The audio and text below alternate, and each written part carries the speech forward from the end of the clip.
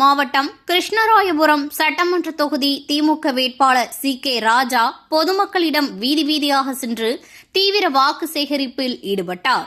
அப்போது பொதுமக்கள் ஆரத்தி எடுத்து மலர் தூவி வரவேற்றனர். கரூர் மாவட்டம் கிருஷ்ணராயபுரம் சட்டமன்ற தொகுதியில் திமுக சார்பில் வேட்பாளராக போட்டியிடுபவர் சி.கே. ராஜா. இவர் தனது தொகுதிக்குட்பட்ட கரூர் தெற்கு பகுதியைச் சேர்ந்த செல்வா நகர், தொழிற்பேட்டை, சனபிரெட்டி, ஆசிரியர் காலனி உள்ளிட்ட இடங்களுக்கு திறந்தவெளி ஜீப்பில் வீதி வீதியாக சென்று வாக்காளர்களை சந்தித்து வாக்குகளை சேகரித்து வருகின்றார். முன்னதாக வாக்குகளை சேகரிக்க வந்த வேட்பாளர் அப்பகுதி நிர்வாகிகளும் பொதுமக்களும் மாலை மற்றும் பொன்னாடை அணிவித்தும் ஆரத்தி எடுத்தும் பூக்களை தூவியும் வரவேற்பு அளித்தனர். 1ஆம் வகுப்பு வரைக்கும் 1லிருந்து 5 வரை இருந்தது 8ஆம் வகுப்பு வரை நீடித்திருக்கிறார் முதலமைச்சர் அவர்கள். ஒவ்வொரு திட்டமும் வழங்கப்படுகிறது.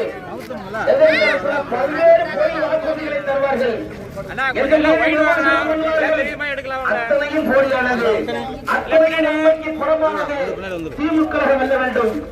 2வது முறையாக அண்ணன் தளபதி அவர்கள் சரித்திர பதிவேடாக அண்ணன் தளபதி 2வது முறையாக முதலமைச்சராக கூடிய அந்த பொறுப்பு, அந்த உரிமை யாருக்கு இருக்கு சொன்னால் தாய்மார்களுக்கு. ஏனென்றால் இந்த ஆட்சி தாய்மார்களுக்கான ஆட்சி.